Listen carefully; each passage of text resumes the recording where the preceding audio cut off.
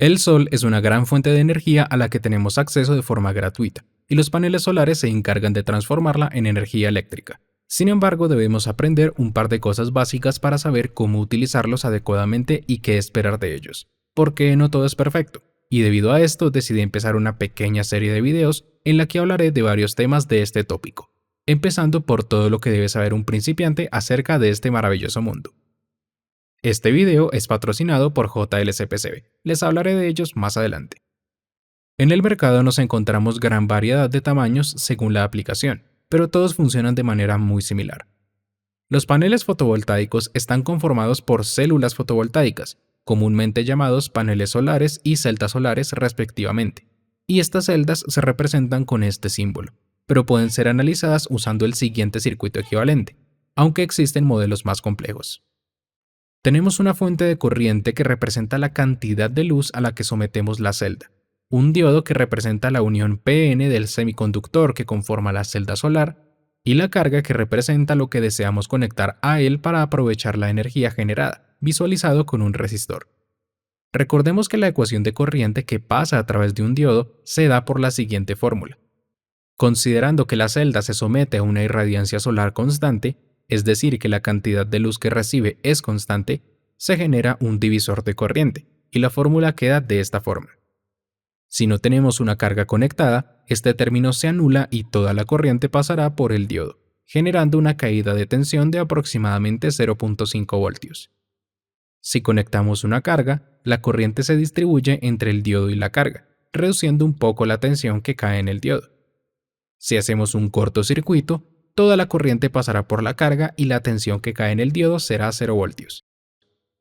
Como el diodo y la carga están en paralelo, su tensión es la misma, y para que vean mejor el comportamiento de la tensión y la corriente en la carga, voy a despejar la corriente en la carga, y además variar la tensión en la carga, y a esta gráfica se le conoce como curva de corriente y voltaje o curva IV.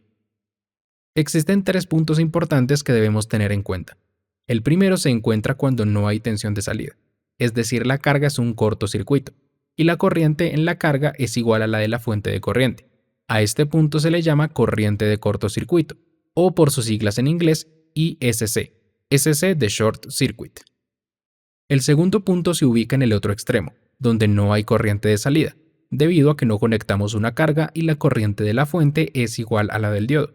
A este punto se le llama tensión de circuito abierto, o por sus siglas en inglés, VOC, OC de Open Circuit. Para encontrar el tercer punto, debemos hacer otra gráfica, en la que me interesa ver la potencia que recibe la carga, y para esto simplemente multiplico la ecuación de corriente de carga por la tensión de carga, dando como resultado esta gráfica, llamada curva de potencia. La forma de esta curva recuerda a una montaña rusa, y en el punto en el que se obtiene la máxima potencia se le llama MPP por sus siglas en inglés, que significa Maximum Power Point. Y si lo traspasamos a la curva IV, obtenemos un valor de tensión y corriente, los cuales se le llama VMP e IMP, donde MPP nuevamente es Maximum Power Point. Aclarado esto, tener entre 0 y 0.5 voltios de tensión de salida es poco práctico en la mayoría de aplicaciones. Es por ello por lo que los paneles solares integran celdas en serie y en paralelo para justamente aumentar la cantidad de tensión y corriente de salida. En este panel solar, podríamos llamar mediano, podemos ver varias celdas solares. Para este caso en concreto son 32 celdas que están en serie y se cubren con un marco de aluminio y una resina resistente a los elementos, puesto que debe estar preparado para dejarse al aire libre de forma continua, sin mencionar que las celdas solares son muy frágiles por separado. En la tabla que se encuentra al reverso encontramos todos los datos mencionados anteriormente. La tensión de circuito abierto y la corriente de cortocircuito los da el fabricante, para este caso 22.41 voltios y 0.61 amperios. También encontramos la tensión y corriente que aseguran la máxima potencia, para este caso 18 voltios y 0.56 amperios, que si los multiplicamos entre sí, obtenemos 10 vatios, que es la potencia máxima que nos da el fabricante. Aparte de esto, aparece que las especificaciones dadas se dan considerando las condiciones de prueba estándar, o por sus siglas en inglés, STC, Standard Test Conditions, en las que se espera que el panel se someta a una irradiación solar de 1000 vatios por metro cuadrado, la luz del sol atraviese 1.5 atmósferas y que el panel solar se encuentre a 25 grados Celsius. Estos parámetros pueden ser algo confusos y de hecho están fuera del alcance de este video. El punto es que si modificamos estos parámetros, los parámetros dados por el fabricante que vimos anteriormente en la tabla, pueden no concordar con los que obtenemos nosotros al utilizarlo en la práctica. Si expandimos un poco más el circuito equivalente de la celda solar, encontramos dos resistores asociados a fugas y pérdidas en el semiconductor y en las conexiones. Asumiendo 4 celdas en serie, si una celda no recibe luz, la corriente entregada por la fuente de corriente se hace cero y el diodo se polariza inversamente. Y como tenemos varias celdas solares en serie, la corriente es la misma en todos los elementos. Por tanto, la celda ahora actúa como una carga para las demás celdas, y esto reduce drásticamente la potencia entregada por todo el conjunto de estas celdas solares. Para ayudar a solventar este problema, se añade un diodo en los terminales de la celda solar, de tal forma que en funcionamiento normal, este diodo está en polarización inversa y no influye en el circuito, pero cuando la fuente de corriente se anula, la corriente pueda pasar por este diodo y se evite lo que más se pueda el flujo de corriente por los resistores. Como esta solución no es tan fácil ni económica de implementar para los fabricantes, suelen poner estos diodos pero en paquetes de varias celdas solares. No surte el mismo efecto que si se realizara en todas las celdas, pero ayuda a mitigarlo, especialmente para cuando una nube cubre la mitad del panel y no solo una celda. Inclusive para conexiones serie o paralelo entre más paneles se suelen utilizar arreglos de diodos, mayoritariamente para evitar que los paneles solares se conviertan en cargas tanto para los demás paneles solares como para la propia batería que ellos cargan. Y hablando de la batería, usualmente la energía entregada por el panel no se transfiere directamente al circuito que deseamos alimentar, sino que pasa por un circuito intermediario que se encarga de cargar justamente una batería. Y esa batería sí se utiliza como fuente de alimentación, que puede ser de muchos tipos según la aplicación, como ion de litio, polímero de litio, plomo ácido, en fin. Existen dos grandes tipos de cargadores, los lineales y los conmutados.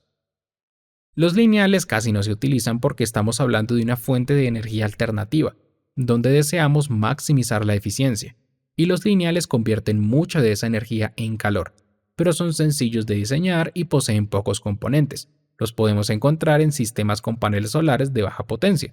Un ejemplo puede ser uno de 5 voltios a 1 vatio. Por otro lado, los conmutados, que son los más utilizados, logran eficiencias muy altas, pero son complejos de diseñar y poseen muchos más componentes, además de ser mucho más costosos, y los encontramos en sistemas con paneles solares de media y alta potencia, del orden de decenas de vatios en adelante.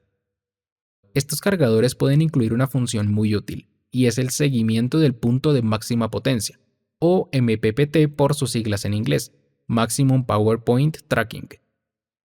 Si conocemos el punto de máxima potencia del panel solar y de alguna forma se lo decimos al cargador, él va a ajustar de forma automática la corriente de carga de la batería para mantener al panel solar en su punto de máxima potencia.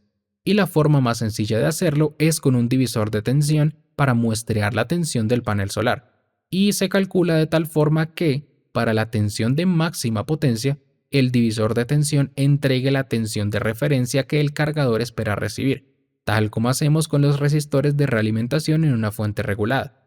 De hecho, diseñé un cargador con esa característica para un circuito que verán en los siguientes videos, y lo mandé a fabricar con JLC PCB, que es fabricante y ensamblador de PCBs. Y hablando de ensamblaje, les comento que en la descripción del video tienen cupones para usar este servicio, en el que tienen a disposición más de 200.000 componentes propios y de otros distribuidores como DigiKey y Mouser para el ensamble de nuestros proyectos a precios muy competitivos, incluyendo placas de hasta 6 capas.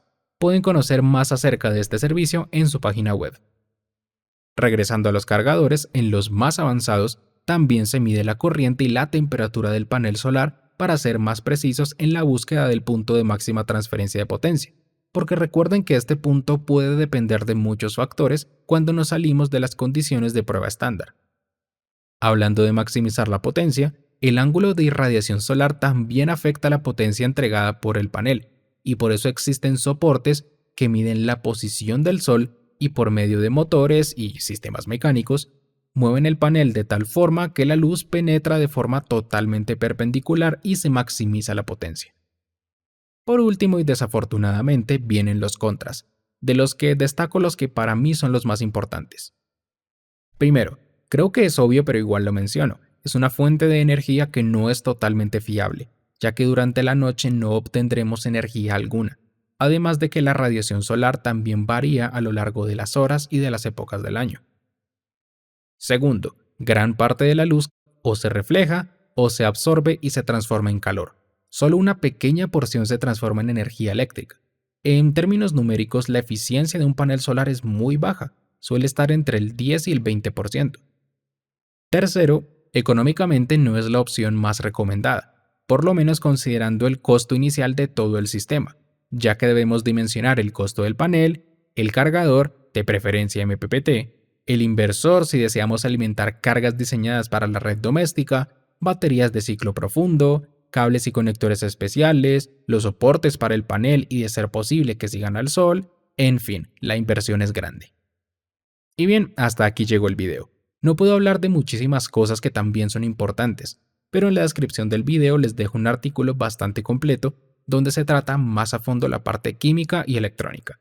Les hablo Juan de Mundo Electrónica y síganme en todas mis redes sociales para aprender más electrónica. Chaito.